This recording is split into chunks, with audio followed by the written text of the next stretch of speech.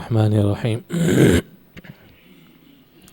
الحمد للہ والصلاة والسلام علی سیدنا محمد وعلی آلہ واصحابہ اجمعین اما بعد فاعوذ باللہ من الشیطان الرجیم بسم اللہ الرحمن الرحیم ما يلفظ من قول الا لدیہ رقیب عتید صدق اللہ العظیم اللہم صل وسلم علی سیدنا محمد النبی الامی وعلی آلہ وسلم تسلیما کثیرا کثیرا اللہم صل وسلم علی سیدنا محمد النبی الامی وعلی آلہ وسلم تسلیما کثیرا کثیرا سبحان ربک رب العزت عما یصفون وسلام علی المرسلین والحمد للہ رب العالمین۔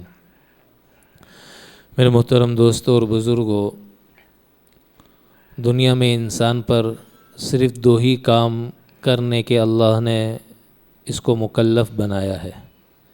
ایک کام اس کا یہ ہے کہ وہ حقوق اللہ کی ادائیگی کا اہتمام کرے، اور دوسرا کام اس کا یہ ہے کہ وہ حقوق العباد کی ادائیگی کا اہتمام کرے۔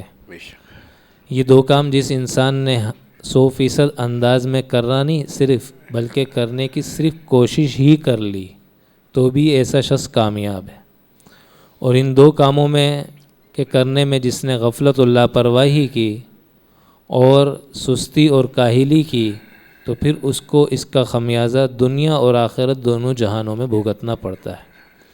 آپ علیہ الصلاۃ والسلام کا حال دیکھیے۔ اللہ کے نبی حضرت عائشہ رضی اللہ تعالیٰ عنہ فرماتی ہیں، ہاتھ اٹھاتے تھے دعا کے لیے اور یوں دعا فرماتے تھے کہ اللہ تیرے بندوں کے جو حقوق اگر مجھ سے ضائع ہو گئے، میری زبان سے کسی کو تکلیف پہنچی تو تو مجھے معاف فرما دے۔ اتنی بڑی ذات، اتنی بڑی شخصیت حقوق العباد کی بارے میں اور حقوق العباد کے متعلق کتنی اپنی دعاؤں کے اندر اس کا خدشے کا اظہار کر رہے ہیں۔ تو دنیا کے اندر میرے عزیزو، حقوق اللہ کی جو پامالی ہے، اس کا مین کردار جس انسان کے عز سے ادا ہوتا ہے وہ آنکھ ہے۔ جتنا آنکھ کا غلط استعمال ہوگا اتنا حقوق اللہ انسان کے ضائع ہوتے رہیں گے۔ اور حقوق العباد کی جو پامالی ہے، اس میں بنیادی کردار انسان کا جو عز عطا کرتا ہے وہ زبان ہے۔ اس لیے اللہ کے نبی نے حدیث میں فرمایا نا کہ لا یؤمن عبدا، تم میں سے کوئی اس وقت تک کامل مسلمان ہو ہی نہیں سکتا جب تک کہ اس کی زبان اور اس کے ہاتھ سے دوسرا مسلمان محفوظ نہ رہے۔ تو زبان کے بول میرے عزیزو ایسے ہیں کہ یہ بھی قیامت میں انسان کی پکڑ کا سامان اور سبب بنیں گے۔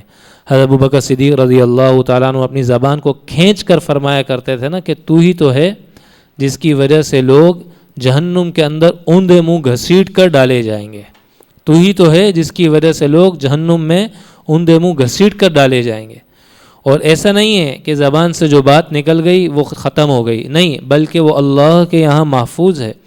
اگر کسی کی دل آزاری کا سبب اور سامان بنی ہے تو قیامت والے دن ہمیں اس کا عذاب بھگتنا پڑے گا، اور ضرور بھی ضرور بھگتنا پڑے گا۔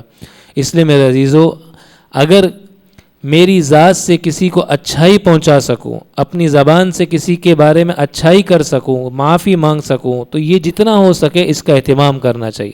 بس اوقات میرے عزیزو ہمیں اندازہ نہیں ہوتا، ہم اپنے رویوں سے، اپنی زبان سے، اپنے کردار سے اگلوں کو تکلیف پہنچا رہے ہوتے ہیں، جبکہ آپ علیہ الصلاۃ والسلام نے فرمایا کہ تم دنیا میں معافی مانگو، اگر دنیا میں اس معافی کے مانگنے کی وجہ سے تمہیں لگتا ہے کہ تمہاری عزت کم ہو رہی ہے تو کل قیامت میں میرا ایڈریس ہے، حوض کوثر پہ کھڑا ہوں گا، وہاں آ کر مجھ سے عزت لے لینا، وہاں آ کر مجھ سے اس کا بدلہ لے لینا۔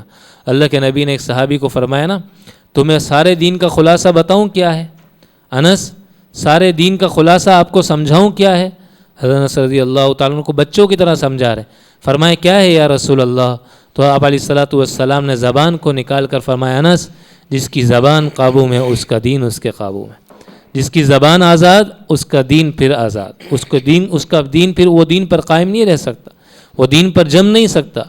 تو زبان اتنی اہمیت کی حامل ہے، یہی زبان ہے نا میرے عزیزو کہ جس سے اگر کلمہ نکلتا ہے تو یہ انسان جنت کا مستحق بنتا ہے، اور اگر اسی زبان سے کفریہ کلمہ نکل جائے تو یہی انسان جہنم کی خوراک بن جائے، یہی انسان جہنم کا مستحق بن جائے گا۔ اس لیے میرے دوستو، ہمارے یہاں ہم جس ماحول میں نا اس وقت کوئی احساس نہیں ہے، بیوی سے بد زبانی کر دی، بچوں سے کر دی، ماتحتوں سے کر دی، سڑک پہ چلتے چلتی گالی دے دی. اللہ کے نبی نے فرمایا نا کہ وَإِذَا تَسَابَّتْ أُمَّتِي سَقَطَتْ مِنْ عَيْنِ اللَّهِ، جب میری امت آپس میں گالم گلوچ اختیار کرے گی تو اللہ کی نگاہ سے گر جائے گی، وہ اللہ کی نگاہ سے گر جائے گی، اللہ کی رحمت سے دور ہو جائے گی، اللہ کی رحمت سے ہٹ جائے گی. تو زبان کو قابو میں رکھنا میرے عزیزو جتنا زیادہ ضروری ہے، اتنا زیادہ انسان حقوق العباد کی ادائیگی میں کسی بھی عضو کو قابو رکھ کر اہتمام نہیں کر سکتا جتنا زبان کو قابو رکھ کے کر سکتا ہے، جتنا زبان کو قابو میں رکھ کر اہتمام کر سکتا ہے.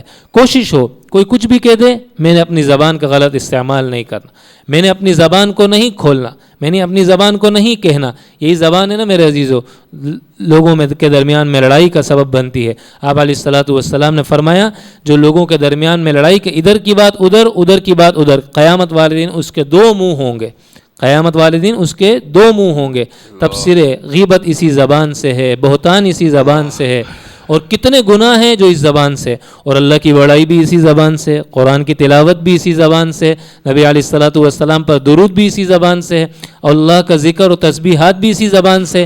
اس لیے میرے عزیز ہم جو یہاں آتے ہیں نا اپنی زبان کے بولوں کو درست کرنے کی نیت سے، جب زبان کے بول درست ہو جائیں گے تو دل کی دنیا خود اللہ آباد کر دے گا. اور یہ دل کی دنیا کا ویرانہ پن یا آباد ہونا یہ زبان کے استعمال سے پتہ چلتا ہے کہ دل میں کسی کے لیے حسد ہے، کسی کے لیے بغض ہے، کسی کے لیے کینہ ہے، کسی کے لیے عداوت ہے، یہ زبان کے بولوں سے پتہ چلے گا. اس لیے اپنی زبانوں کے بولوں کو درست رکھنا، اور ہر وقت زبان جب میرے عزیزو اللہ کے ذکر میں تر و تازہ رہے گی اس کو ایسی زبان پھر ہر گناہ سے بچ جائے گی، اور ایسی زبان کا پھر ہر گناہ سے بچنا آسان ہو جائے گا. آج جو زبان کے گناہ ہیں اس کا بنیادی وجہ اس کی بنیادی سبب کیا ہے کہ زبان میں اللہ کا ذکر نہیں. جب اللہ کا ذکر آتا چلا جائے گا تو خود ہی زندگی میں نورانیت بھی آ جائے گی، برکت بھی آ جائے گی، اور زندگی مبارک بھی ہو جائے گی، اور زندگی غفلت والی چیزوں سے گناہ سے خود بخود بچ جائے گی. اس لیے ہم یہاں پر آتے ہیں اس بات کے مشق کرنے کی، پریکٹس کرنے کے لیے آتے ہیں کہ کب کس طریقے سے جب ہم باہر جائیں ہمارے حقوق اللہ بھی ضائع نہ ہوں، ہمارے حقوق العباد بھی ضائع نہ ہوں،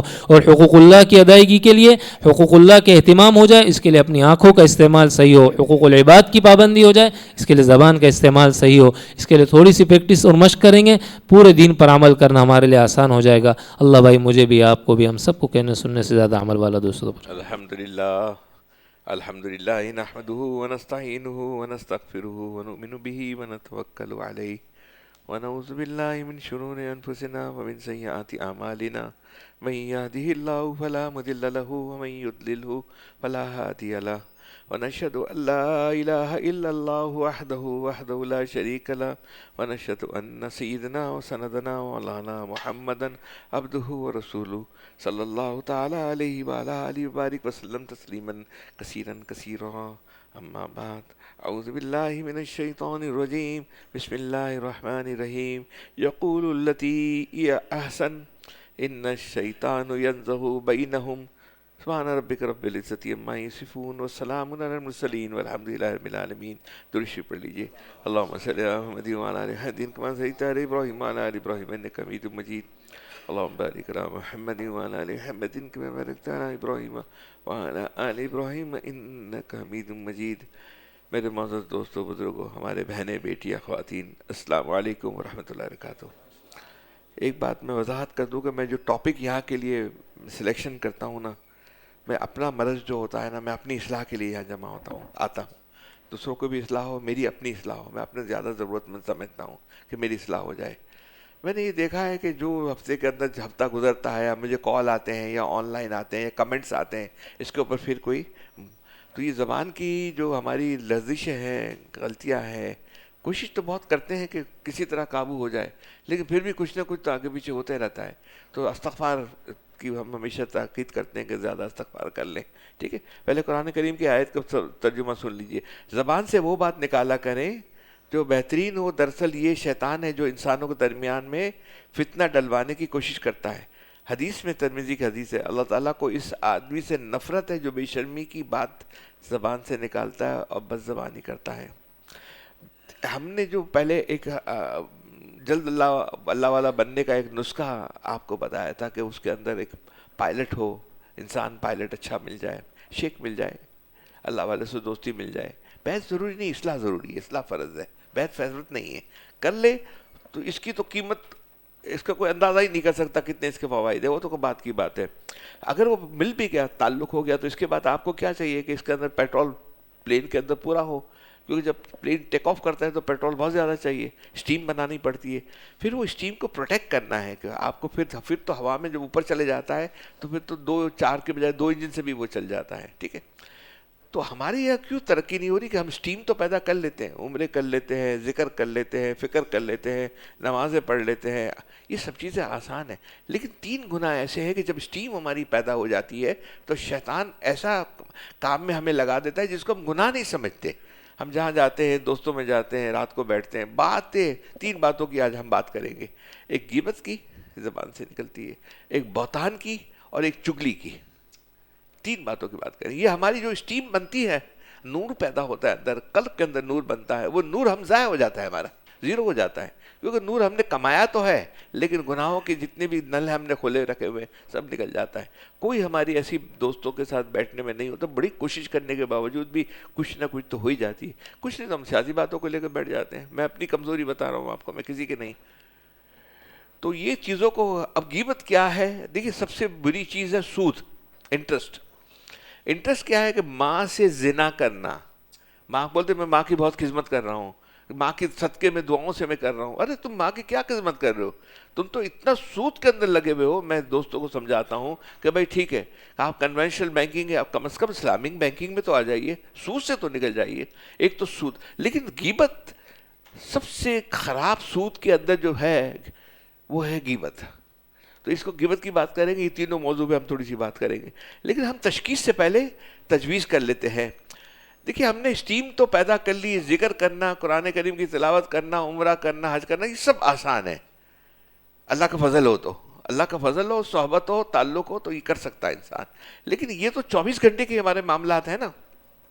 لوگوں میں بیٹھنا, جانا, بیٹھنا, اٹھنا, سوشلائزنگ, یہ باہر کے ملکوں کی طرح تو نہیں ہے کہ وہ گھر میں بند ہوتے ہیں, صبح جو آپ کے گھر میں آ گئے ختم ہو گئے. یہاں تو صبح شام رات تک لوگوں سے ہماری ہوتی ہے. وہاں تینوں باتیں ہماری بہت کثرت سے ہوتی ہے اور ہم اس کو گناہ نہیں سمجھتے.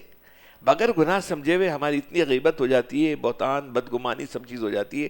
تو اس کے اوپر بات کریں گے. کہہ رہا ہے شور دریا سے, کہہ رہا ہے شور دریا سے سمندر کا سکوت, سمندر کی خاموشی. کہہ رہا ہے شور دریا سے سمندر کا سکوت, جس کا جتنا ظرف ہے اتنا وہ خاموش ہے. ہم نے حضرت سے پوچھا کہ بھئی سولیوشن کیا ہے اس کا؟ بولا زبان کو بند رکھے, خاموش رہے, بات کم سے کم کرے, اور جب کرے تو ذکر کرے. ہم حضرت والا سے کبھی پوچھتے تو انہوں نے فوراً جواب دینا ہے, مختصر جواب دے دینا, ایک کے بدلے ایک دے دینا, پھر ان کے ہونٹ ہلنے لگتے. میں نے آپ کو کئی دفعہ بتایا. ہم ذکر کے اندر, ہم ذکر کے اندر اگر رہیں, اگر واکنگ بھی کرتے ہیں, راؤنڈ پہ جاتے ہیں, کرتے ہیں, تو زبان سے تو کوئی اس کا تعلق نہیں ہے, زبان تو چلتی رہنی چاہیے. اگر ذکر کریں گے تو فالتو بات نہیں ہوگی, فالتو کام نہیں ہوگا, فالتو الٹی سی. اس سے فائدہ کیا ہے؟ اگر میں کچھ اتنی ساری باتیں وہاں دوستوں میں رات کو بیٹھ کر دوستوں میں یا کہیں جاتے ہیں یا کھانے کی دعوتوں میں جاتے ہیں, اگر بات سن لیتے ہیں, کر لیتے, تو ہمارے کہنے کرنے سے ہوتا کیا ہے؟ ہمارے گناہ ہمارے اوپر چڑھ جاتے ہیں, ہماری جو ذکر فکر ہم نے کی تھی وہ ضائع سب ہو جاتا ہے. خاموش رہنا تدبر کی علامت ہوتی ہے. اس کا سولیوشن پہلے میں نے کہا, تجویز, ہم تشخیص تو اب بعد میں ہم نے کر لی ہے, آپ تجویز کر لیتے, اس کے اوپر پھر ڈیٹیل بات کریں گے. خاموش رہنا تدبر کی علامت ہوتی ہے, عقل مند کی علامت ہوتی ہے, اور انسان کے سمجھدار ہونے کی علامت ہوتی ہے. جبکہ ہر وقت ٹر ٹر کرتے رہنا یہ انسان کی بے وقوفی کی علامت ہوتی ہے. یاد رکھیے گا کہ زبان کی لرزش پاؤں کے لرزش سے بھی زیادہ خطرناک ہوتی ہے. پاؤں پھسل گیا تو بندہ پھر اٹھ سکتا ہے, لیکن اگر زبان پھسل گئی تو وہ لفظ پھر واپس نہیں آ سکتا. اس لیے جس بندی کی زبان بے قابو ہو تو اس بندی کی موت کا فیصلہ وہ خود ہی کرتا ہے. اب تھوڑی سی ہم اس کے اوپر بات کر لیں کہ غیبت کیا چیز ہے. ہم اکثر بات کرتے ہیں کہ غیبت کی بات کرتے ہیں, تھوڑا غیبت کی تشریح کر لیں. حضرت فرماتے ہیں یعنی ایک دوسرے کی غیبت مت کرو, کیونکہ یہ ایسا برا عمل ہے جیسے اپنے مردار بھائی کا گوشت کھانا. کیا تم میں سے کوئی اس کو پسند کرتا ہے کہ اپنے مردار بھائی کا گوشت کھائے؟ تم کو بہت برا سمجھتے ہو, اس کو بہت برا سمجھتے ہو, لیکن جب تم اس عمل کو برا سمجھتے ہو تو غیبت کو بھی برا سمجھو. اس میں ذرا غور کریں کہ اس غیبت کی کتنی شناخت بیان فرمائی ہے. ایک تو انسان کا گوشت کھانا اور آدم خور بن جانا، یہ کتنا ہی شناخت کی بات ہے. اور انسان بھی کون سا، اپنے بھائی، اور بھائی بھی زندہ نہیں بلکہ مردہ اپنے مردے بھائی کا گوشت کھانا جتنا سنگین ہے، اتنا ہی دوسروں کی غیبت کرنا سنگین گناہ ہے. غیبت کے معنی کیا ہے؟ غیبت کے معنی ہے دوسرے کی پیٹھ کے پیچھے برائی کرنا. غیبت کیا ہے؟ غیبت کے معنی کیا ہے؟ غیبت کے معنی یہ کہ دوسروں کے پیٹھ کے پیچھے برائی کرنا. دیکھیے ہر انسان میں کمزوری ہوتی ہے. اگر ہم اس کو ٹٹولنا شروع کر دیں، بات کرنا شروع کر دیں، ہمارے بہنیں، بیٹیاں، خواتین، ہم ہر آدمی کی اگر برائی نکالنے شروع کرتے، ہمیں تو دو آنکھ اللہ نے دی ہے نا، ایک کسی کی اچھائی دیکھنے کے لیے، ایک اپنی کمزوری دیکھنے کے لیے. تو ہم تو پھر اس کی ذکر ہی شروع کر دیتے، بات ہی ختم نہیں کرتے. اس کے اندر ہر انسان کی کمزوری ہے. اگر کمزوری دیکھنے کے لیے جائیں گے تو دوسروں کی پیٹھ کے پیچھے برائی بیان کرنا، چاہے وہ برائی صحیح ہو، وہ اس کے اندر پائی جا رہی ہو، غلط نہ ہو، پھر بھی اگر بیان کرو گے تو وہ غیبت میں شمار ہوگا. حدیث میں آتا ہے کہ ایک صحابی نے حضور صلی اللہ علیہ وسلم سے سوال کیا کہ یا رسول اللہ صلی اللہ علیہ وسلم غیبت کیا ہوتی ہے؟ تو آپ صلی اللہ علیہ وسلم نے جواب میں فرمایا، یعنی اپنے بھائی کا اس کے پیٹھ کے پیچھے ایسے انداز میں ذکر کرنا جس کو وہ ناپسند کرتا ہو. یعنی اگر اس کو پتہ چلے کہ میرا ذکر اس طرح اس مجلس میں کیا گیا تھا تو اس کو تکلیف ہو اور وہ اس کو برا سمجھے، تو یہ غیبت ہے. ان صحابی نے پھر سوال کیا، اگر میرے بھائی کے اندر وہ خرابی واقعی موجود ہے جو میں بیان کر رہا ہوں، تو آپ نے جواب میں فرمایا کہ اگر وہ خرابی واقعی موجود ہے تب تو وہ غیبت ہے. اگر وہ خرابی اس کے اندر موجود نہیں ہے اور تم اس کی طرف جھوٹی نسبت کر رہے ہو تو پھر یہ غیبت نہیں ہے، پھر تو یہ بہتان ہے. بہتان بن جائے گا اور دوہرا گناہ ہو جائے گا. یہ زنا سے بھی بدتر گناہ ہے. اب اللہ تعالیٰ ہماری حفاظت فرمائے. بعض لوگ اس کو درست بنانے کے لیے یہ کہتے ہیں کہ میں غیبت نہیں کر رہا، میں تو اس کی منہ پہ یہ بات کہہ سکتا ہوں. مقصد یہ ہے کہ جب میں یہ بات اس کے منہ پہ کہہ سکتا ہوں تو میرے لیے یہ غیبت کرنا جائز ہے. یاد رکھو، چاہے تم وہ بات اس کے منہ پہ کہہ سکتے ہو یا نہیں کہہ سکتے ہو، وہ ہر حالت میں غیبت ہے. بس اگر تم کسی کی برائی سے ذکر کر رہے ہو تو یہ غیبت ہے، اس کے اندر داخل ہے. اور ایسا ہی گناہ کبیرہ ہے، یہ صغیرہ نہیں ہے. دیکھیے صغیرے ہمارے نوافل اور ذکر سے معاف ہو جاتے ہیں، کبیرے معاف نہیں ہوتے. کبیرے کے لیے توبہ لازمی ہے، اور اس توبہ کی شرط یہ ہے کہ میں آئندہ وہ غیبت نہیں کروں گا، میں بہتان نہیں لگاؤں گا، میں چگلی نہیں کروں گا. چگلی کی بات آگے آتی. چگلی کیا ہے؟ چگلی غیبت سے بھی بری چیز ہے نا. توبہ کر کے پھر عزم ہو، شرمندگی ہو، اللہ سے رونے معافی مانگتے رہیں ہم، تو اللہ تعالیٰ معاف کر دیتے ہیں. اللہ تعالیٰ چاہے تو کسی کو ایک ہاتھ، ہمارے حضرت والا فرماتے تھے رفیع عثمانی صاحب رحمۃ اللہ علیہ کہ ہاتھ آپ اٹھاتے ہیں، ہاتھ نیچے آنے سے پہلے اللہ تعالیٰ کا ہمارا حسن ظن ہے، اللہ تعالیٰ معاف کر دیتے ہیں. لیکن ارادہ ہو، عزم ہو کہ میں یہ آئندہ نہیں کروں گا. اور یہ ایسا گناہ ہے غیبت کبیرہ جیسے شراب پینا. غیبت کیسا گناہ ہے؟ یہ ایسا ہی گناہ ہے کبیرہ جیسے شراب پینا. کوئی شراب پیتا ہے تو ہم اس کو برا سمجھتے ہیں، لیکن ہم جہاں جائیں، جہاں بیٹھیں، ہم موجود ہوتے ہیں، وہاں تو سلسلہ یہ چلتا ہے. یا کسی کی سیاسی بات پکڑ لیتے ہیں، یا کسی کی کمزوری پکڑ لیتے ہیں، یا کوئی کاروبار میں 19-20 ہو گیا تو بیچارے اس کی شامت آ جاتی ہے، کسی نہ کسی کی کوئی بات آ جاتی ہے، یا کوئی ایسا کوئی بلنڈر. کوئی ہر انسان کمزور تو ہے نا، کمزوریاں تو ہوتی ہیں انسان کے اندر، بس وہی اسی کو لے کر بیٹھ جاتے ہیں. اور یہ غیبت ایسا گناہ ہے کبیرہ ہے جیسے شراب پینا، ڈاکہ ڈالنا، بدکاری کرنا کبیرہ گناہوں میں داخل ہے. دونوں میں کوئی فرق نہیں ہے، وہ بھی حرام قطعی ہے اور یہ بھی حرام قطعی ہے. بلکہ غیبت کا گناہ اس لحاظ سے ان گناہوں سے زیادہ سنگین ہے کہ غیبت کا تعلق حقوق و لباس سے ہے. اور حقوق و لباس کا معاملہ یہ ہے کہ جب تک بندہ اس کو معاف نہ کر دے اس وقت تک وہ گناہ معاف نہیں ہوگا. دوسرے گناہ تو صرف توبہ معاف ہو سکتے ہیں، لیکن یہ گناہ تو توبہ سے معاف نہیں ہوگا. اس سے گناہ کی سنگینی کا اندازہ کیا جا سکتا ہے. خدا کے لیے اس کا اہتمام کریں کہ نہ غیبت کریں اور نہ غیبت سنیں، نہ غیبت کریں نہ غیبت سنیں. اور جس مجلس میں غیبت ہو رہی ہو اس میں گفتگو کا رخ بدلنے کی کوشش کریں. دیکھیے یہ ہم کر سکتے ہیں، اور ہم ماشاءاللہ سب بیٹھے ہوئے ہیں، اس لیول کے لوگ بیٹھے ہوئے ہیں کہ ہم تھوڑا اس کے اوپر محنت کریں تو ہم کر سکتے ہیں. ایسا نہیں کرتے. خدا کے لیے اس کا اہتمام کریں کہ نہ غیبت کریں نہ غیبت سنیں. اور جس مجلس میں غیبت ہو رہی ہو اس میں گفتگو کا رخ بدلنے کی کوشش کریں. کوئی دوسرا موضوع چھیڑ دیں. اگر گفتگو کا رخ نہیں بدل سکتے تو پھر اس مجلس سے اٹھ کر چلے جائیں آپ. اس لیے غیبت کرنا حرام ہے، غیبت سننا بھی حرام ہے.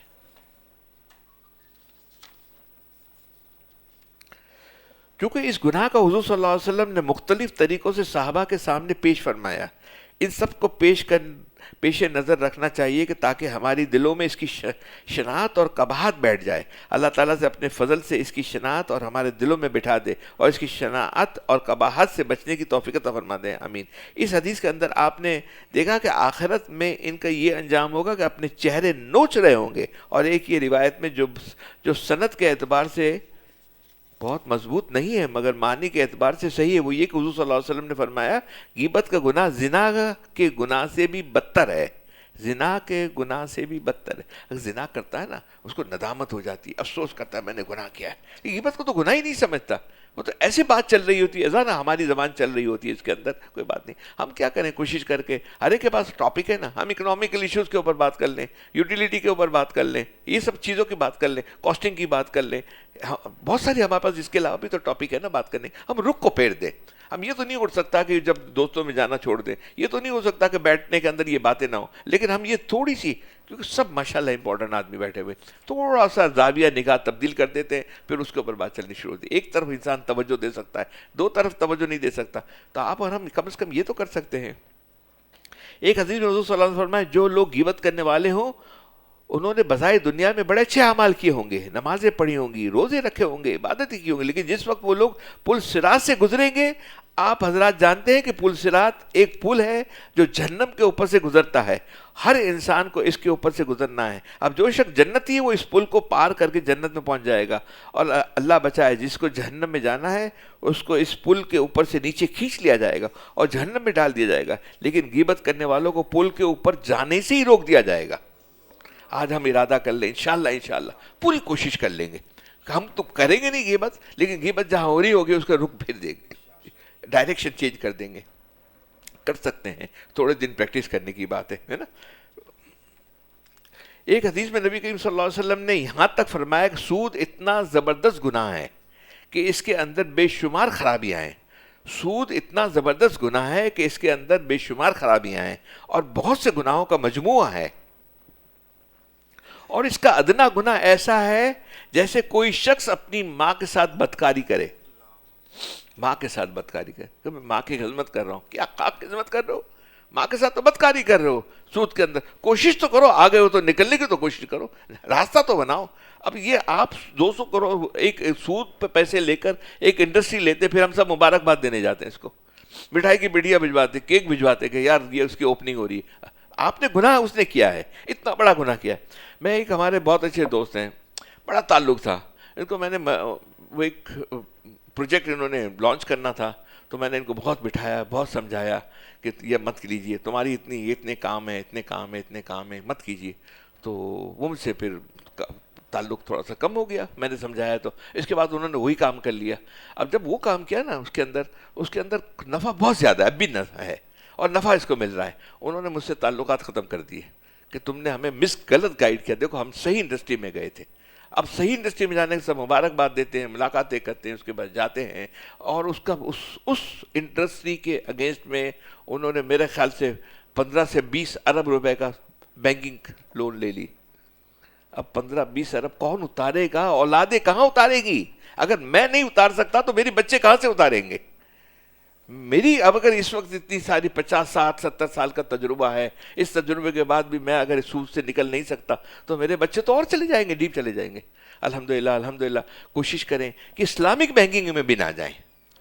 اسلامی بینکنگ میں وہ جائے کہ میں نے آپ سے پہلے بھی بتایا کہ حضرت والا نے مجھے فرمایا نا کہ دیکھو بھائی اسلامی بینکنگ ہم نے اس کے لیے کہ حضرت تقی عثمانی صاحب جو میزان بینک کے سب ان کے سب کرتا دھرتے ہیں، ان کے بچے عمران وغیرہ ہیں، کہ میں نے ان سے کہا کہ میں نے ایک پروجیکٹ تھا میرے پاس، میں نے کہا اسلامک بینکنگ کا تو مجھے سپورٹ لینا ہے.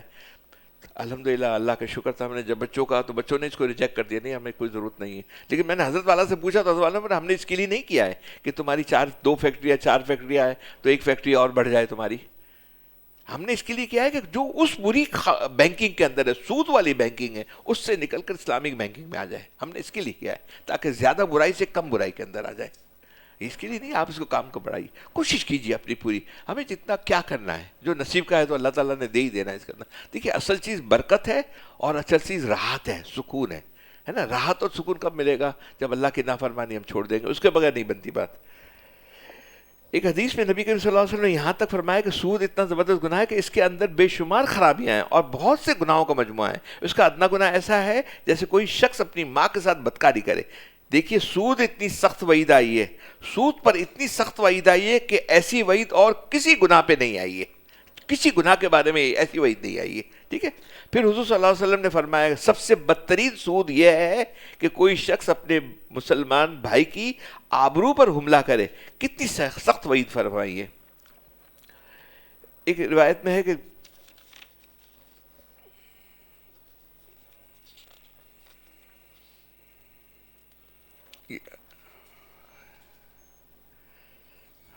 میں اور بہت ساری ٹاپکس کے اوپر ہے، چھوڑ دیتا ہوں، میں آگے بڑھ جاتا ہوں تاکہ ہمارا آج موضوع پورا ہو جائے.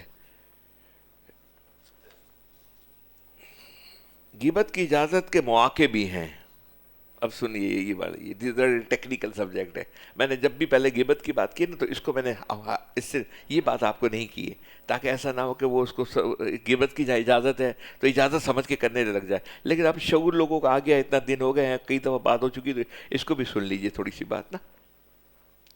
البتہ ایک ذرا سمجھ لیجئے، وہ یہ ہے کہ میں حضرت تقی عثمانی صاحب کے ملفوظات آپ کو سنا رہا ہوں. یہ میں الحمدللہ، البتہ ایک بات ذرا سمجھ لیجئے، وہ یہ کہ غیبت کی تعریف تو میں نے آپ کو بتا دی تھی کہ کسی کی پیٹھ کے پیچھے اس طرح ذکر کرنا کہ اگر اس کو معلوم ہو جائے کہ میرا اس طرح ذکر کیا گیا تو اس کو ناگوار ہو، چاہے بات صحیح کی جا رہی ہو، یہ ہے غیبت. لیکن شریعت نے ہر چیز کی رعایت رکھی ہے، انسان کی فطرت کی بھی رعایت کی ہے، انسان کی جائز ضروریات کا بھی لحاظ رکھا ہے. لہٰذا غیبت کی چند چیزوں کو مستثنیٰ قرار دیا ہے، اگرچہ بظاہر وہ غیبت ہے لیکن شرعاً جائز ہے. مثلا ایک شخص نے ایسا کام کر رہا ہے جس سے دوسرے کو نقصان پہنچنے کا اندیشہ ہے. مثلا ایک شخص ایک ایسا کام کر رہا ہے جس سے دوسروں کو نقصان پہنچنے کا اندیشہ ہے. اب اگر اس دوسرے کو اس کے بارے میں نہ بتایا گیا تو وہ اس کے ہاتھوں نقصان کا شکار ہو جائے گا. اس وقت اگر آپ اس دوسرے شخص کو بتا دیں گے کہ فلاں شخص سے ہوشیار رہنا، تو ایسا کرنا جائز ہے، تو ایسا کرنا ہی. اور یہ بات خود حضور صلی اللہ علیہ وسلم نے سکھائی ہے. ہر بات بیان کر کے دنیا سے تعریف لے گئے. چنانچہ حضرت عائشہ رضی اللہ عنہ نے فرماتی ہے کہ ایک مرتبہ حضور صلی اللہ علیہ وسلم کی خدمت میں بیٹھی ہوئی تھی، بڑے غور سے سنیے گا، بڑی عجیب بات ہے یہ، ہماری روزمرہ کی آج کی زندگی ہے، اس کے اندر یہ بات آتی ہے. چنانچہ حضرت عائشہ رضی اللہ عنہ فرماتی ہیں کہ ایک مرتبہ میں حضور صلی اللہ علیہ وسلم کی خدمت میں بیٹھی ہوئی تھی اور ایک صحاب ہماری طرف سامنے سے آ رہے تھے. ابھی وہ صاحب راستے ہی میں تھے کہ حضور صلی اللہ علیہ وسلم نے اس شخص کی طرف اشارہ کر کے مجھ سے فرمایا، یہ شخص اپنے قبیلے کا بڑا آدمی ہے. حضرت عائشہ رضی اللہ عنہ فرماتی ہیں کہ میں ذرا سنبھل کر بیٹھ گئی کہ یہ بڑا آدمی ہے، ذرا ہوشیار رہنا چاہیے. جب وہ شخص مجلس میں آ کر بیٹھ گیا تو آپ صلی اللہ علیہ وسلم نے اپنی عادت کے مطابق نرم انداز میں گفتگو کی. یہ شخص اپنے قبیلے کا بڑا آدمی ہے اور سب سے برا آدمی ہے. آپ صلی اللہ علیہ وسلم فرما رہے ہیں بڑا آدمی بھی ہے اور برا آدمی بھی ہے. جو ہوتے ہیں نا سردار ہوتے ہیں، بڑے ہوتے ہیں، بڑا ہے نا، برا آدمی بھی ہے. جب وہ شخص مجلس میں آ کر بیٹھ گیا تو آپ صلی اللہ علیہ وسلم نے اپنی عادت کے مطابق نرم انداز میں گفتگو ہوئی فرمائی. اس کے بعد جب وہ شخص چلا گیا تو حضرت عائشہ رضی اللہ تعالیٰ نے حضور صلی اللہ علیہ وسلم سے پوچھا کہ یا رسول صلی اللہ علیہ وسلم، آپ نے فرمایا یہ شخص برا آدمی بھی ہے، لیکن جب وہ آدمی آپ کے پاس آ کر بیٹھ گیا تو آپ نے اس کے ساتھ بہت نرمی اور میٹھے انداز میں گفتگو کرتے رہے، یہ کیا بات ہے؟ آپ نے جواب دیا، فرمایا دیکھو وہ بدترین شخص ہے جس کے شر کے خوف سے لوگ اس کو چھوڑ دیں.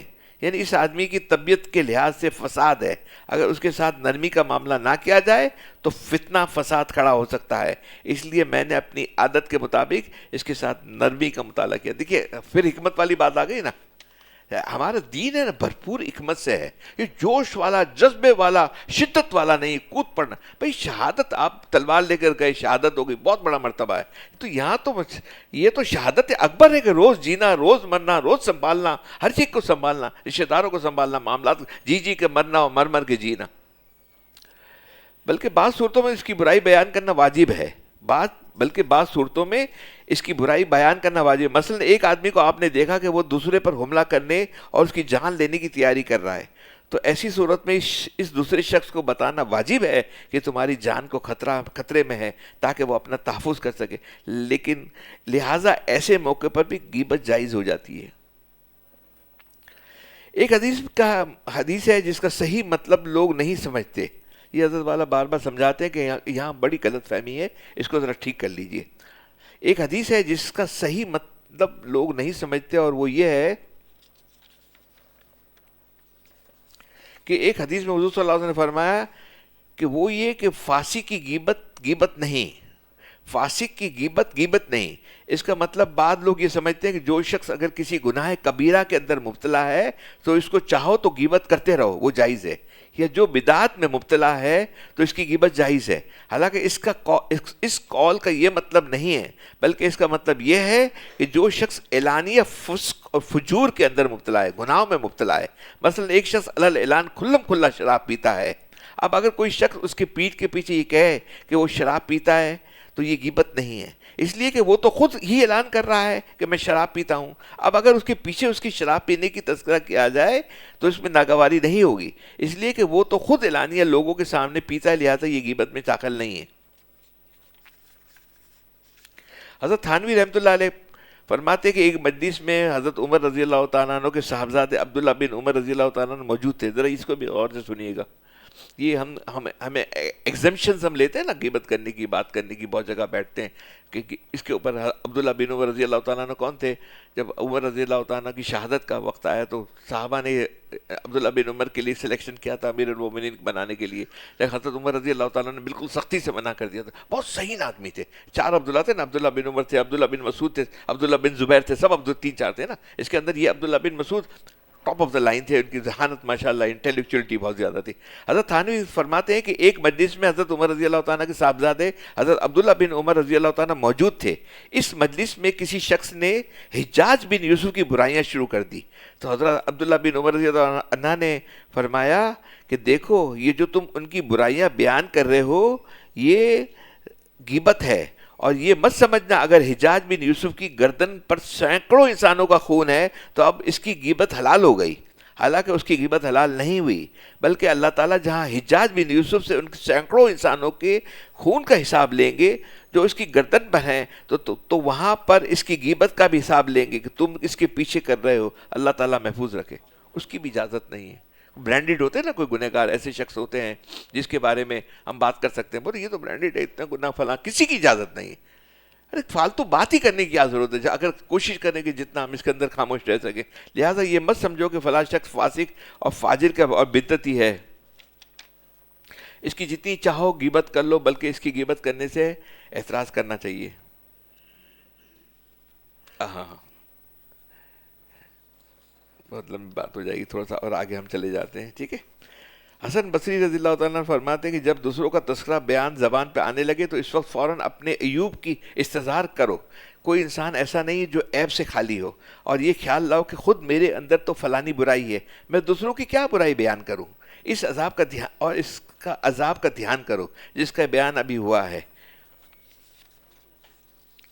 غیبت کا کفارہ ہے.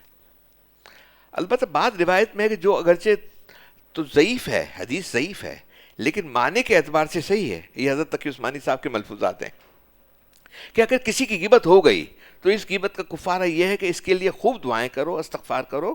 مثلا فرض کریں کہ آج کسی کی غفلت سے تنبیہ ہو، واقعی آج کی بری ہم نے بات کوئی غلط کر دی، غیبت کر دی، معلوم نہیں کن کن لوگوں کی غیبت کر لی. اب آئندہ انشاءاللہ کسی کی غیبت نہیں کریں گے، لیکن اب تک ایک عزم کر لیں کہ میں اللہ سے توبہ کر لیں، عزم کر لیں، ارادہ کر لیں، کوشش کر لیں. پھر ہمارے بزرگوں کا طریقہ ہے، میں اس کو ایسے آپ کو ایکسپلین کر دیتا ہوں. پھر کیا کرتے تھے کہ روز ہم پڑھ کے ہدیہ بھیجتے ہیں.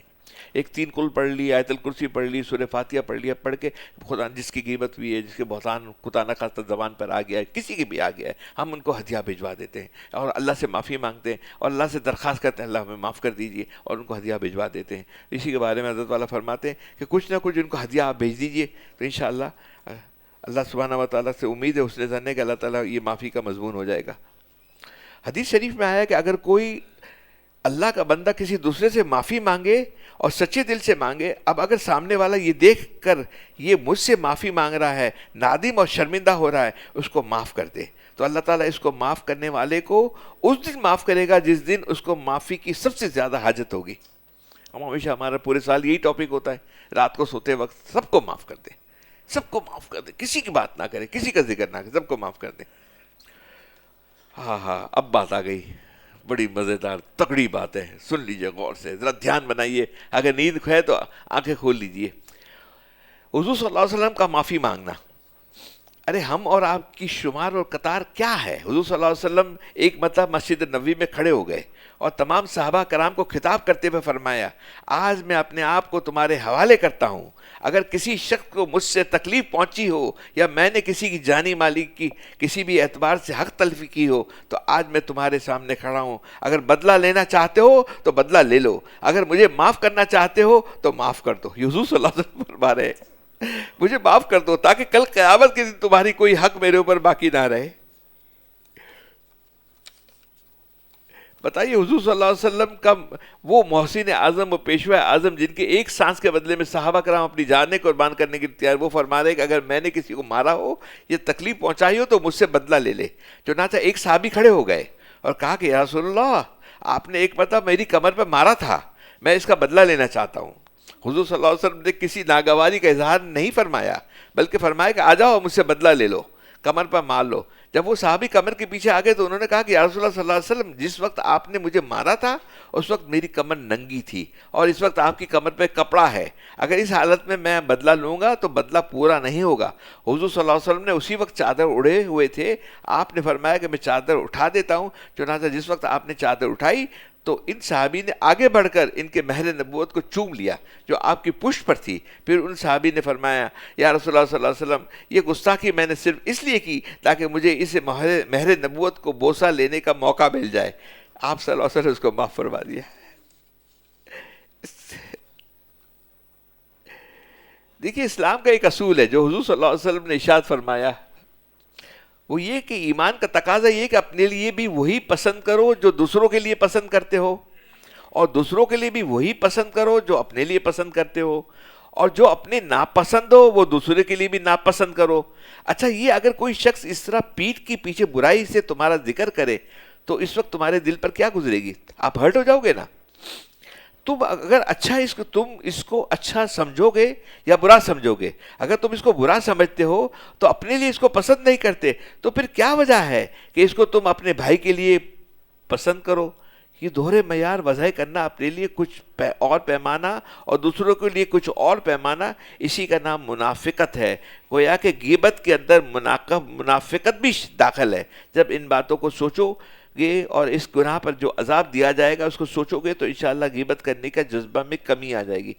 خصوصاً خواتین اپنا خیال کریں کہ خواتین کے اندر وہ فارغ ہوتی ہیں تو ان کی ادھر کی ادھر کی خواتین کی باتیں چلتی ہیں۔ ماشاءاللہ ہماری خواتین الحمدللہ ذکر فکر کے اندر، تسبیح نماز اور معمولات کے اندر بہت لگی ہوئی ہیں، لیکن پھر یہ فون کے اوپر ایک دوسرے کے اندر گھر کی بات، روم کی بات، سب چیزیں بات کر دیتی ہیں، آگے کر دیتی ہیں۔ یہاں تک میں نے عورتوں کو دیکھا ہے کہ اپنی ماں کے یہاں جانا، ادھر جانا، بہنوں سے بہت ساری باتیں گھر کی ادھر کی غیبت ہو جاتی ہے۔ تو ذرا اس کا خاص کر کے خیال کریں۔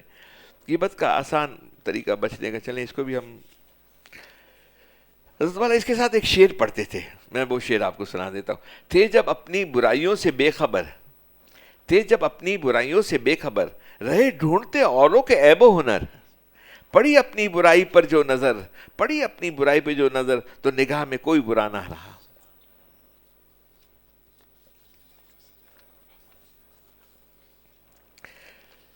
ایک اور گناہ جو غیبت سے ملتا جلتا ہے وہ اتنا ہی سنگین ہے۔ دیکھیے غیبت تو یہ ہوگی نا، اس کے اندر برائی ہے، کمزوری برائی ہے اور ہم نے اس کا ذکر کیا اور بات اس تک پہنچے تو وہ غیبت ہو گئی، اور اس کے اندر ایک چیز ہے ہی نہیں اور ہم باتیں کر رہے ہیں اس کے اوپر بہتان، وہ بہتان ہو گیا۔ بہتان کی سزا بہت زیادہ ہے، بہت بڑا گناہ ہے۔ زنا کی، مفتی صاحب کو زیادہ علم ہوگا، اگر زنا کرتا ہے اس سے بھی بڑی سزا زیادہ شریعت کے اندر یہ بہتان کرنے والے کی ہے، تو وہ تو بہتان ہو گیا۔ کسی ہم نے بات ہی نہیں کرنی نا، یہ دیکھنا ہی نہیں کہ ہے یا نہیں ہے، غیبت ہی نہیں کرنا تو بہتان ہی نہیں ہو۔ لیکن ایک گناہ اور ہے، اس کے اندر you don't need the bad intentions. چگلی کیا ہے بات سمجھ لیجئے، پھر میں پڑھتا ہوں اس کو۔ چگلی اس کو کہتے ہیں کہ غیبت کرنا لیکن آپ کی انٹینشن یہ ہو کہ اس کو یار تکلیف پہنچ جائے، اس کے برباد ہو جائے، اس کا نقصان ہو جائے، اس نظریے کے ذہن میں رکھتے ہوئے میں بات کروں، میں یار یہ کیوں ترقی کر رہا ہے، یا یہ ختم ہو جائے تو اچھا ہے، پھر اس نظریے سے میں بات کرتا ہوں، تو یہ چگلی ہو گئی۔ ایک اور گناہ جو غیبت سے ملتا جلتا ہے اور وہ اتنا ہی سنگین ہے بلکہ اس سے زیادہ سنگین ہے، وہ ہے چگلی۔ عربی زبان میں اس کو نہیں بنتا کہتے ہیں، اور اردو زبان اس کا ترجمہ جگلی، لیکن اس کا صحیح ترجمہ یہ ہے، اس لیے کہ حقیقت یہ ہے کہ کسی شخص کی کوئی برائی دوسرے کے سامنے اس نیت سے کی جائے تاکہ سننے والوں کو کوئی تکلیف پہنچائے اور یہ شخص خوش ہو کہ اچھا ہوا کہ یہ تکلیف اس کو پہنچی. اس کا برا سوچنا، اس شخص کے بارے میں برا سوچنا اور پھر غیبت کرنا، یہ چگلی ہو گئی. یہ اس سے چگلی، غیبت سے، بہتان سے بڑا ہمارے یہاں یہی ہے نا. کوئی کسی کا اچھا تو نہیں دیکھ سکتا. اچھی بات کرنے کے لیے اچھا موقع ہوتا ہے تو برائی والی بات، برائی سے بات کرتے ہیں نا. کسی کے لیے اچھے کے لیے تو کوئی خوشی نہیں ہے کسی بات کے اندر. بیٹا امان کچھ اب وہ میرا خیال تھا کہ اقبال بھائی عابد آئے میں نہیں آئے نا بیٹا، آپ بات تکلیف کر لینا. ایک اور گناہ، اچھا سن لیجیے، اس نیت سے کوئی کی جائے تاکہ سننے والوں کو کوئی تکلیف پہنچائے اور یہ شخص خوش ہو کر اچھا ہو، اس کی تکلیف پہنچے. لیکن تم نے محض اس وجہ سے اس کو بیان کیا تاکہ دوسرا شخص اس کو تکلیف پہنچائے. ہم کسی کو بات کریں نا کہ ہمیں پتا ہے کہ اس آدمی کو بات کریں گے تو اس آدمی کو اس بات کی وجہ سے تکلیف پہنچے گی، اس کی ریپوٹیشن خراب ہو جائے گا، اس کا معاملہ ویوہار تعلقات بزنس کے اندر فرق پڑ جائے گا، اس کے اوپر ہم خوش ہیں.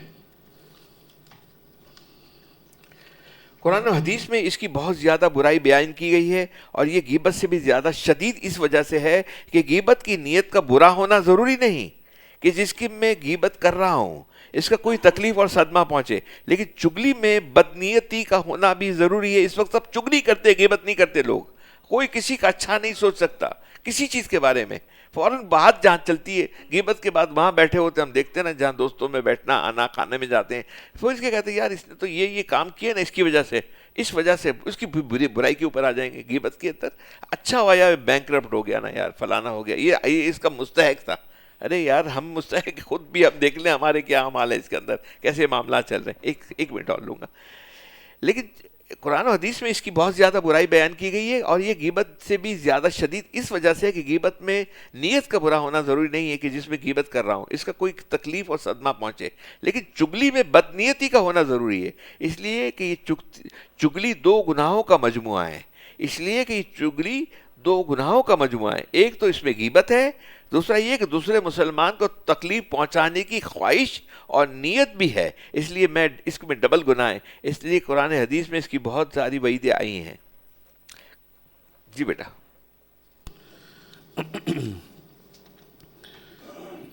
یہ اشعار ہندوستان کے شاعر قاری جمشید جوہر صاحب کے ہیں. چونکہ غیبت جو ہے وہ موضوع ہے تو معافی کے اوپر اشعار ہیں. ضرور. گناہوں پہ ہوں شرمندہ الہی درگزر کر دے. گناہوں پہ ہوں شرمندہ الہی درگزر کر دے.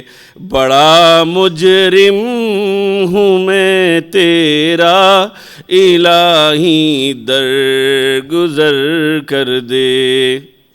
خطا کوئی نہیں چھوڑی کبھی عصیان نہیں چھوڑا.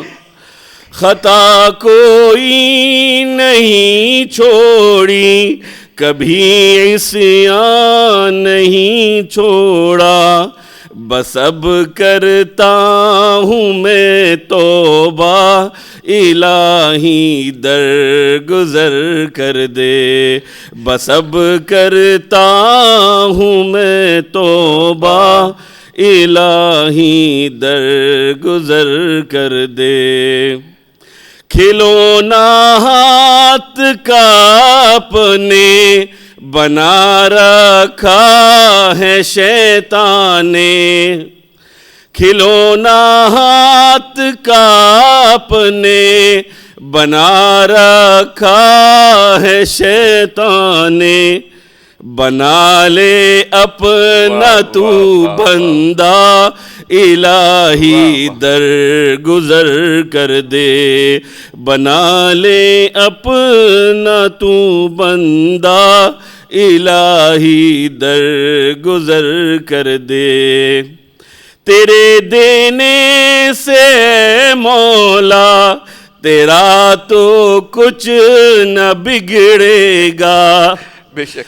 تیرے دینے سے اے مولا تیرا تو کچھ نہ بگڑے گا، مگر بن جائے گا میرا الہی درگزر کر دے، مگر بن جائے گا میرا الہی درگزر کر دے. اگر مجھ پر تیری رحمت نہ ہو ایک پل خداوندا، اگر مجھ پر تیری رحمت نہ ہو ایک پل خداوندا، تو ہو جاؤں گا میں رسوا الہی درگزر کر دے، تو ہو جاؤں گا میں رسوا الہی درگزر کر دے. خطائیں یاد کر کے آج میں آنسو بہاتا ہوں، خطائیں یاد کر کے آج میں آنسو بہاتا ہوں. تو رحمت کا بہا دریا الہی درگزر کر دے، تو رحمت کا بہا دریا الہی درگزر کر دے. بھکاری بن کے آیا ہوں تو اپنے در سے داتا، بھکاری بن کے آیا ہوں تو اپنے در سے داتا، مجھے خالی نہیں لوٹا الہی درگزر کر دے، مجھے خالی نہیں لوٹا الہی درگزر کر دے. وہ جس پہ چل کے لوگوں نے تیرا انعام پایا ہے، وہ جس پہ چل کے لوگوں نے تیرا انعام پایا ہے، دکھا مجھ کو بھی وہ رستہ الہی درگزر کر دے، دکھا مجھ کو بھی وہ رستہ الہی درگزر کر دے. نبی کا واسطہ دے کر صدا دیتا ہے یہ جوہر، نبی کا واسطہ دے کر صدا دیتا ہے یہ جوہر، رضا کا دے دے پروانہ الہی درگزر کر دے، رضا کا دے دے پروانہ الہی درگزر کر دے. ماشاءاللہ ماشاءاللہ ماشاءاللہ، زبردست.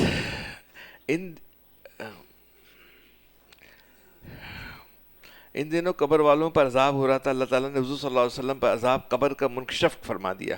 یہ عذاب قبر ایسی چیز ہے کہ ایک حدیث میں حضور صلی اللہ علیہ وسلم نے فرمایا کہ جب قبر کے اندر عذاب ہوتا ہے تو اللہ تعالیٰ اپنے فضل و کرم سے رحمت سے اس عذاب کی آوازیں ہم لوگوں سے چھپا لی جاتی ہیں، ورنہ اگر اس عذاب کی آوازیں ہم لوگ سننے لگیں تو کوئی انسان زندہ نہ رہ سکے اور زندگی میں کوئی کام نہ کر سکے. اس لیے یہ رحمت انہوں نے اس کو چھپایا ہے.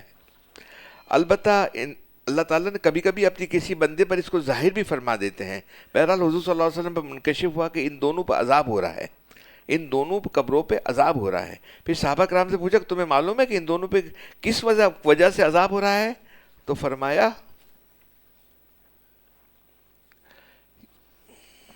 کچھ گر گیا تھا. اچھا یہ ٹھیک ہے. یہ بڑی دو وجہ سے عذاب ہو رہا تھا. ایک تو وہ ناپاکی سے بچنے کی کوشش نہیں کرتے تھے، پیشاب کے چھینٹے کو ہم جب کرتے ہیں تو وہاں اہتمام کر لیں، ٹیشو استعمال کر لیں، جس طرح بھی کر لیں، تو وہ اپنے ارد گرد احتیاط کرنا ہے.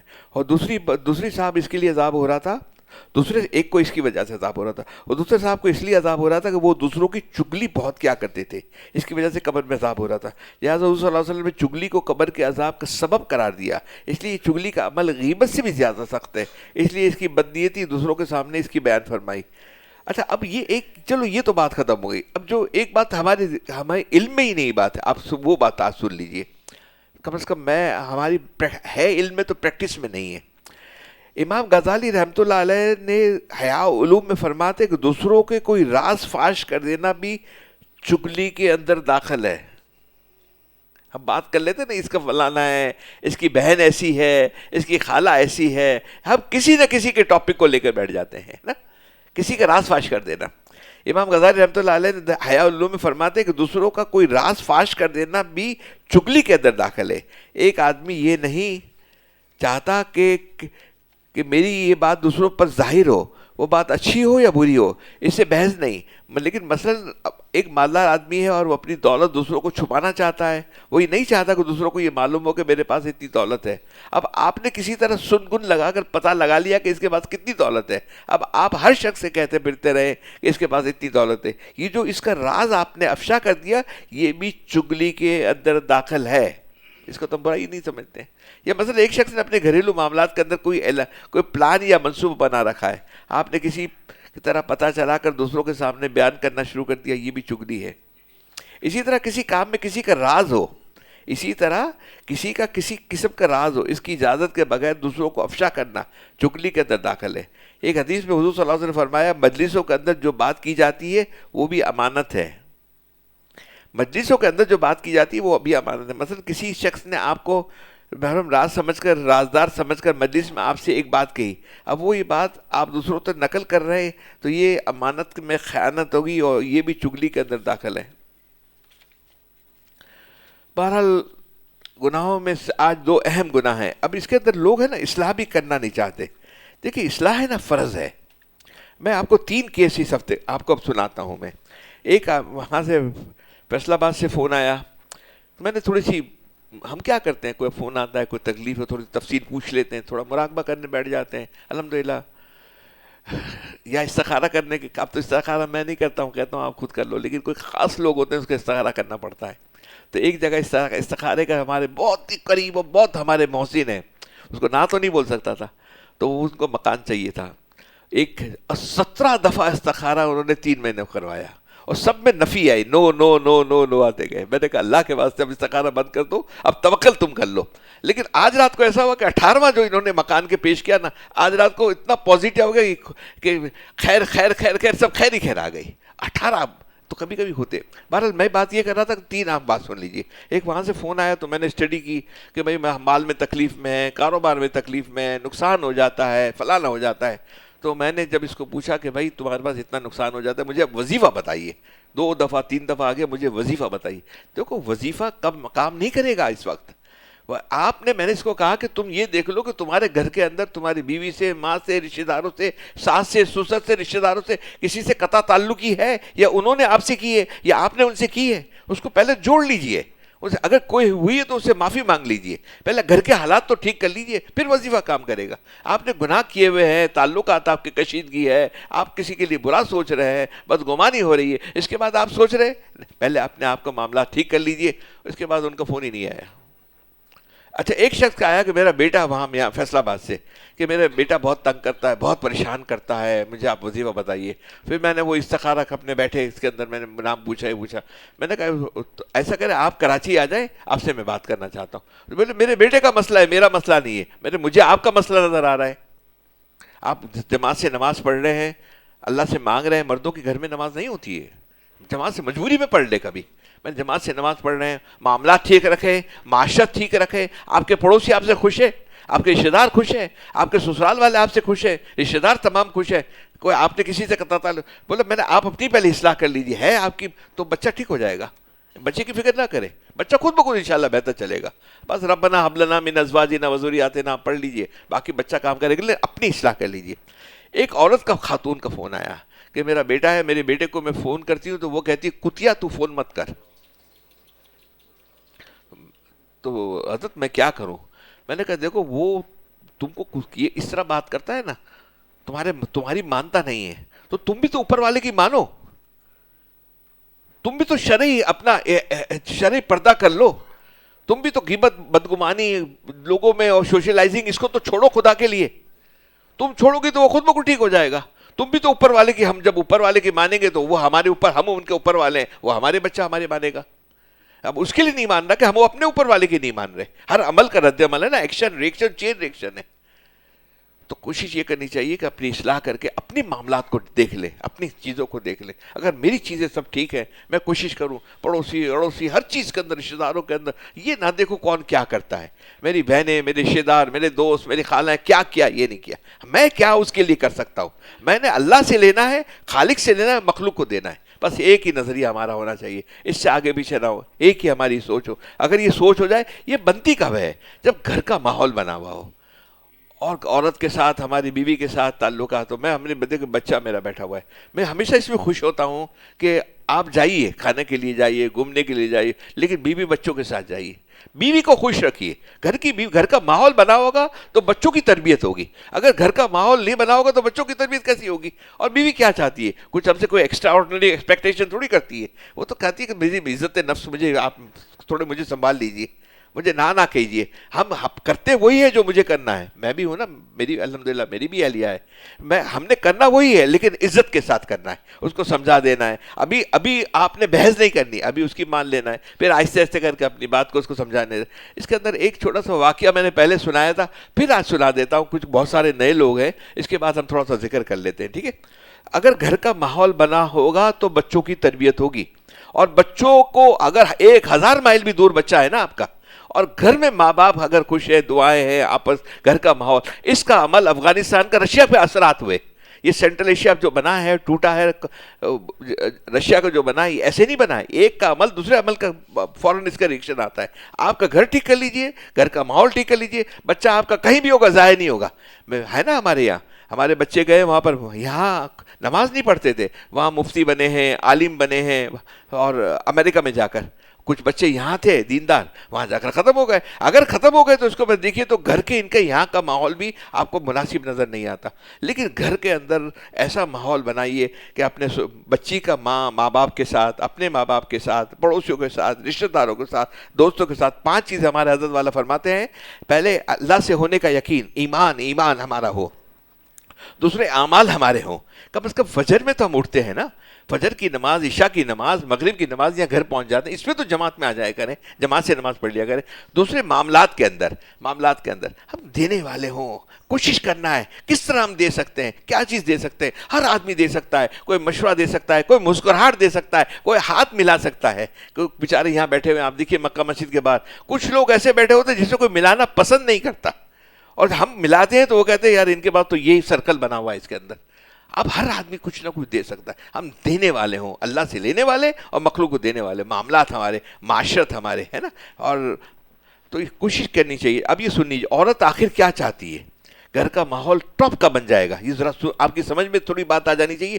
دیکھیے نا, ہم بزنس تو کرتے ہیں, وہاں سیاست حکمت تمام استعمال کرتے ہیں, گھر میں آ کر بھول جاتے ہیں تمام کہ میں تھکا ہوا ہوں, میں آیا ہوں, میں فلانا ہوں, میری پرسنل چیزیں میں دیکھ لیتا ہوں. وہاں سب ہمیں سیاست ہے نا, ہم آفس کے اوپر بند کر کے کتاب کر کے آ جاتے ہیں. یہاں کوئی عقل فہم فراست کا استعمال نہیں کرتے. ایک عالم فاضل ٹائپ کے بندے کو پھانسی لگنے والی تھی. یہ تو اچھا, ہمارے حضرت والا کی بھی میں آپ کو انشاءاللہ اب ٹائم نہیں, اگلی دفعہ سناؤں گا. مجلس کے اندر آخری مجلس جو ہوتی تھی نا ہمارے یہاں پر, اور حکیم اللہ اشرف ثانوی صاحب کے تھانہ بھون میں بھی ہوتی تھی, یہ لطیفوں کی, اس قسم کی باتوں کی ہوتی تھی, اصلاحی لطیفے ہوتے تھے. پھر وہ جا کر مجلس ختم ہونے کے بعد سونے کی سب اپنے کی تیاری کرتے تھے, وہ عشاء کے بعد ہوتی تھی, اور ہمارے حضرت والوں کے بعد بھی عشاء کی ہوتی تھی. ٹھیک ہے, تو اصلاحی بات ہے. بچوں کی تربیت کے نسل کو چلانے کے لیے, اولاد کی تربیت کی ضروری ہے جو ماں کر سکتی ہے, یہ جب ہی ممکن ہے جب عورت گھر کا ماحول بنا ہوا ہو. اس کا ٹاپک یہ ہے. ٹھیک ہے, عورت کیا چاہتی ہے گھر کی. ایک عالم فاضل ٹائپ کا بندے کو پھانسی لگنے والی تھی. وقت کے راجا نے کہا کہ میں تمہاری جان بخش دوں گا اگر تم میرے ایک سوال کا صحیح جواب دو گے. سوال تھا کہ عورت آخر کیا چاہتی ہے, عورت آخر چاہتی کیا ہے. عالم فاضل نے کہا کہ چلو کچھ مہلت تو ملے گی, تو یہ پتہ کرنے کے نکل پڑا. راجا نے 1 سال کی مہلت دی. عالم بہت گھوما, بہت سے لوگوں سے ملا, مگر کہیں سے بھی کوئی تسلی بخش جواب نہیں ملا. آخر میں کسی نے کہا کہ وہ دور جنگل میں ایک چڑیل رہتی ہے, ایک چڑیل رہتی ہے. وہ ضرور بتا سکتی ہے تمہارے اس سوال کا جواب۔ عالم اس چڑیل کے پاس پہنچا اور اپنا سوال اسے بتایا۔ چڑیل نے کہا کہ میں ایک شرط پہ بتاؤں گی، اگر تم مجھ سے شادی کر لو۔ عالم نے سوچا کہ صحیح جواب پتہ نہ چلا تو جان راجہ کے ہاتھوں بھی تو جانی ہے، اس لیے شادی کے لیے رضامندی بہتر ہے۔ شادی ہونے کے بعد چڑیل نے کہا کہ چونکہ تم نے میری بات مان لی تو میں تمہیں خوش کرنے کے لیے فیصلہ کیا ہے کہ میں 12 گھنٹے چڑیل اور 12 گھنٹے خوبصورت پری بن کر تمہارے ساتھ رہوں گی۔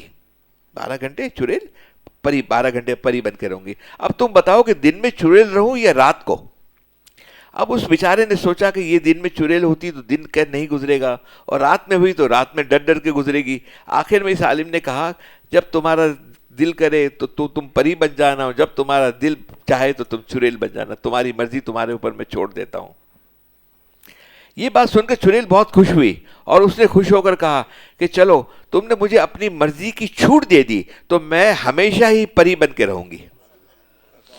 کچھ بھی نہیں ہے، تھوڑا سا گھر کا ماحول، بچوں کا ماحول، رشتہ داروں کا ماحول بنا لیجیے، رشتہ لے لیجیے، سب کو، دوستوں کو، رشتہ داروں کو، سب کو لے لیجیے۔ کیا رشتہ دار نے کیا، وہ کیسے ہیں، وہ کس تکلیف، آپ کو کیا پتا کون کیسے تکلیف میں، کون کس سے گزر رہا ہے، کس اینزائٹی سے گزر رہا ہے، آپ کو ہمیں پتا ہے۔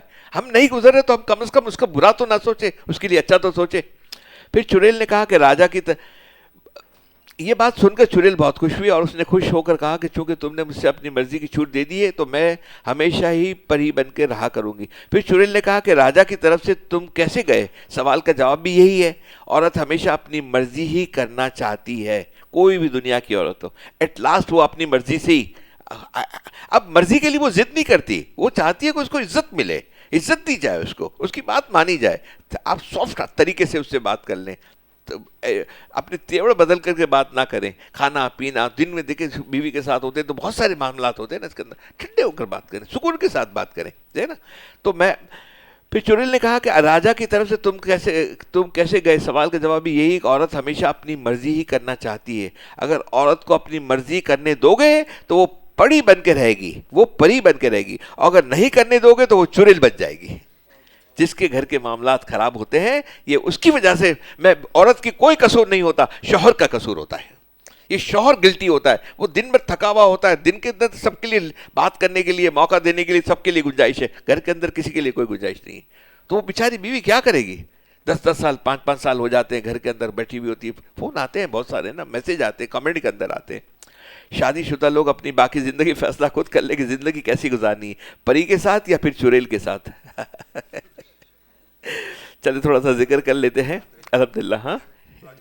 ہاں ایام بیعث کے روزے ہیں اس ہفتے نا، وینسڈے، تھرسڈے، فرائیڈے، 3 روزے ہیں۔ تو دوستوں سے اپیل ہے کہ بڑا اس کا الحمدللہ اس کی فضیلت کے بارے میں تو ہم نے بہت دفعہ ذکر کی ہے، بہت فضیلت والے یہ روزے ہیں۔ اگر پیر جمعرات کو تو ہم نہیں رکھ سکتے، ہمارے دوست احباب پیر جمعرات کو اہتمام کرتے ہیں رکھنے کے لیے بہت سارے، لیکن اگر ہم وہ نہیں رکھ سکتے تو کم از کم یہ 3 روزے تو رکھ لیں، بدھ، جمعرات اور جمعہ۔ باہر بھی بچے ماشاءاللہ جو باہر جہاں بات پہنچی ہے وہاں بھی اس کا معمول کیا جا رہا ہے، تو اگر کوئی کر لے تو ہم ویسے ہی صبح، ایسا کوئی مشکل نہیں ہے، حالانکہ موسم گرمی کا ہے، لیکن آپ یقین جانیے کہ اگر ایک دفعہ ہمت کر لیں، نیت کر لیں، اللہ سے دعا کر لیں تو یہ روزے بھی آسان ہو جائیں گے۔ تو کوشش کریں گے نا زیادہ سے زیادہ کہ یہ 3 روزے بھی ہو جائیں، اور یہ غیبت، بہتان اور چگلی اس کے لیے عزم کر لیں گے، چاہو گے منہ کو بند کر دیں گے اور ذکر کرنے لگ جائیں گے۔